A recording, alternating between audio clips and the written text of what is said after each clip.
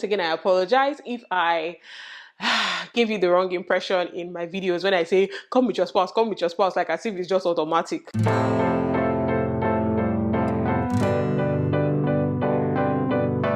What's up, beautiful people? Welcome back to my channel. Thank you so much for stopping by today. I am Bemi Badmus, and what else? I don't know. There's nothing else to say. Just welcome to my channel. If you're new here, thank you for stopping by. And if you're a returning subscriber, thank you for being here today. Real quick, going into today's video. So, on the topic of relocation to Canada as an international student, or moving to Canada for your studies. In previous videos that I have done, I have spoken about how I think if you're a married couple, it'd be best for you to come with your spouse to Canada, just to have some type of support system if you have kids, and maybe for your spouse to also be able to work and support you guys, or support each other. That's if you don't think you want to stay apart, or for different reasons why you might want to come to support each other, to work, just different reasons. So I have stated that in a couple of videos that I have made, and because of that, I have gotten tons of, not tons, it's not tons, I've just gotten a couple of messages saying, okay, I hear you saying that you want me to come as like I should come with my spouse.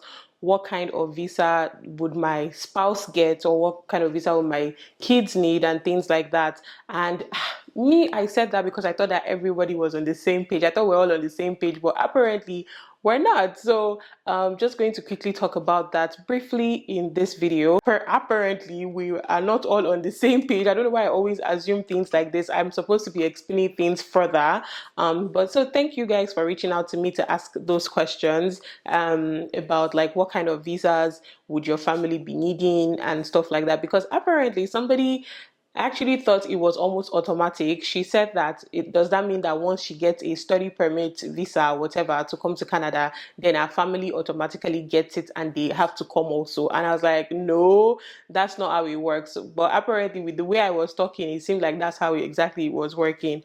First off, I'm not a licensed consultant or an immigration consultant. I'm not even going to talk on the lines of applying for visa or anything like that, because that is not my jurisdiction. I didn't even do my own visa by myself. I used a licensed immigration consultant, Todun Consulting. So if you want to do that with a licensed consultant here in Canada, I strongly recommend them. If you feel like you want to do it by yourself, just make sure that you read all the instructions, dot your T's and cross your dot your I's and cross your T's, and make sure you submit a well-rounded package, because you don't want to be going through rejection and things like that. Yeah, so it's not automatic, according to what some people believe. It's not automatic that once you get a study permit, then your spouse and your kids will be able to come with you. I'm specifically talking to the family unit right now. It's not automatic, you guys. I'm sorry if I created that impression. Your family would have to apply for some type of visa for them to come. And then when I say that they should come, I mean like your spouse would most likely be getting a work permit so that, they can stay here longer. So they can either get a visiting visa, which when they get a visiting visa, your husband and your kids, or your wife and your kids, can come with you, but they'll just be visiting, and then after a couple of months they can go back. But then if you maybe want them to stay longer, they would have to probably apply for something called a work permit. That's for your spouse. Apply for a work permit type of visa or something. And then your kids, if they're going to go to school, will also be applying for something called a study permit visa for your kids to be able to go to school. I don't know the process. I don't know how it works. Don't ask me about that. I'm just sharing information about that one. So for the work permit visa for your spouse, it is not automatic. It doesn't mean that because you get your study permit, then your husband or your wife would automatically get a work permit. In fact, if they don't even apply, if they apply maybe after you've applied, chances that they may not even get it. So I don't know. I can't tell you that this is a strategy to use. This is a strategy not to use. I'm not an agent or a consultant, so I don't know about the strategies. However, I would say that my husband and I applied together, and we got our visas together. That's all I can say for my own case. My husband and I applied together and we got our visas together. Somebody had also asked me to make a video of how you can apply for your kids. I don't know that. I did not apply for my kids. My daughter did not need a visa, so I don't know that one. I can't speak for that one. For the work permit that your spouse will most likely get, it is not all courses that you want to come and study in Canada that suffices. Abi, how do they speak that English? It's not all courses that allows you bring your spouse. So when I say allows you bring your spouse, I mean like allows you bring your spouse to get a work permit, because any course you're doing, you can definitely bring your spouse. Maybe they can come on a visiting visa to come and visit you. Any course you're doing, your spouse can come. But then it's not all courses that allows your spouse to work with in Canada. Day working is just for the duration of while you are in school. So their work permit will only be valid for the duration of while you're in school. So yeah, I had to break it down to somebody a couple of days ago when she was asking me this. I told her that it's only, I actually even went on the IRCC website to just show her things. And it's basically, maybe I'll just leave it here. I'll just leave it somewhere here. And it's those that can bring their spouses are those that are doing a master's program or a PhD program. She was going for a diploma program, and I told her that I'm not sure that diploma program will allow your spouse to get a work permit. So I went to the IRCC website and I showed her that it only says that if you're doing a master's or a PhD program or some other programs in the bachelor's bachelor's degree, and they listed the programs down. They are mostly medical related programs, so like bachelor's of nursing, bachelor's of MBB, like medical doctor. I think I even saw bachelor's of engineering, and they even put in brackets the engineering that can allow you bring your spouse. But I will leave what IRCC said or what I saw on their website. I'll leave it somewhere here so that you guys can also see for yourself, and you can also just go to the website and just check it out by yourself. So basically, the lady was telling me that an agent had told her that, she should apply for this program, a particular program. It's a diploma program and a postgraduate diploma program, and she'll be able to come with her spouse. But then the lady said she had heard that it's not all programs that allows you to come with your spouse, and that was why she reached out to me. And so I just explained what I knew, which is what I'm explaining today. And I just wanted you guys to also just know, because another person had thought that it was almost automatic that your spouse would get a visa. No, your spouse also has to apply for the work permit. Now, they can apply for the work permit in your home country. You guys can apply together. You can apply separately.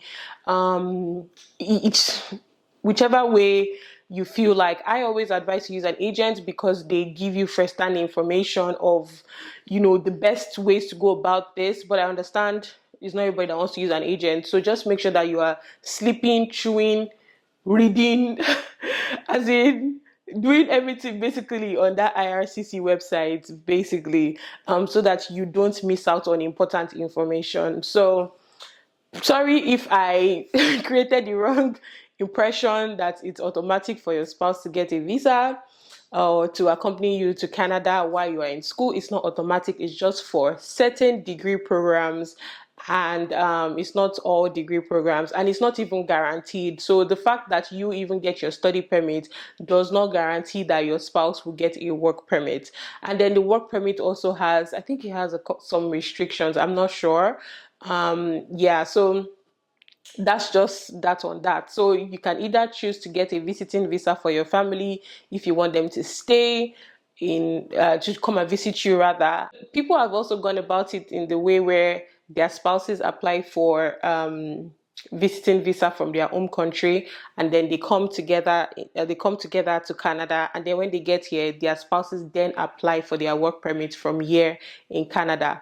But that process is looking somehow these days, that process is not looking 100% these days, because they already started banning flag polling for some things, like for postgraduate work permits. So when students finish school and they graduate and they want to apply for their work permits, the process takes long when you apply online. So a couple of students just go to the border to flagpole and get their work permits immediately. But now they have banned that for students.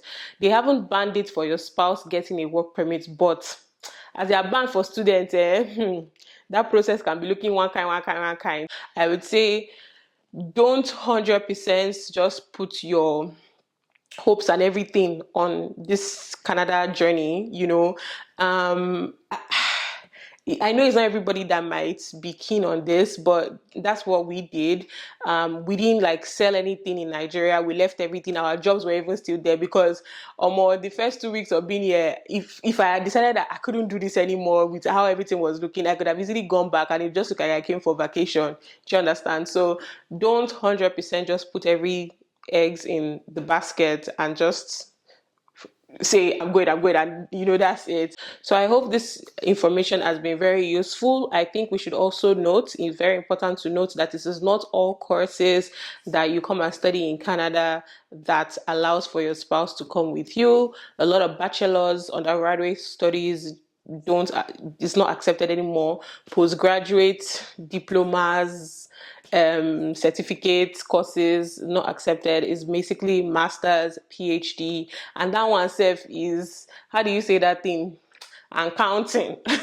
We can wake up tomorrow and they can just change the rules again, because IRCC changes their rules like you are changing tissue paper. I don't know what analogy to use, but just always keep your ears to the ground. That's the thing about whatever immigration journey or whatever relocation journey that you're on, whatever country you're in. I think the only country that doesn't constantly or every 2 market days is announcing something is the US. Because the US, they already have their rules and their laws, and it's just there. Maybe with elections and things like here and there, things might be shifting a bit, but they don't wake up every AK market day to say this, like their remaining cousins, UK and Australia and Canada, that just wake up every 2 market days and says they are canceling this and canceling that and starting this and starting that. So it's very important for you to always put your ears to the ground. And again, I would say, be careful whatever agent you're using. Somebody sent me a message yesterday that agent chopped their money. And it's not even funny because it was a lot of money. It was a whole lot of money. And I couldn't really blame the person because everything looked so legit, looked very, very legit. So please, as much as you're using like an agent, always just make sure that you also have an idea of an information. Like the person that sent me a message and said, the agent said she should apply for this program, but she also knows that some programs don't allow you to bring your spouse. So she wanted to confirm with me. That's how agents would have chopped down his money. So you need to also put your ears to the ground, follow Instagram pages that do this whole immigration thing, just to have, an idea, watch videos like this. You can always reach out to me. The one that I don't know, I will tell you that I don't know it. The one that I know, I will tell you that, oh, it's probably like this or like that. So yeah, I hope this video has been very helpful. Thank you guys so much for watching this video. Once again, I apologize if I give you the wrong impression in my videos when I say come with your spouse, like as if it's just automatic. I apologize. I didn't mean, that was not my intention, and that's why I'm here to clarify so you guys can understand better. Thank you guys so much for watching this video. Don't forget to leave a thumbs up, share with me in the comment section down below what you think about all of this. Do you think coming with your spouse is better, or do you think, may they just do where they did? Let me hustle this thing by myself. Honestly, these days it looks to be like I should have just said my daughter should have just been where she is, but then again, I won't be able to concentrate. But yeah, different strokes for different folks. Just let me know what you think in the comment section down below. And yeah, thank you guys so much for watching, and I'll see you guys in the next one. Bye guys.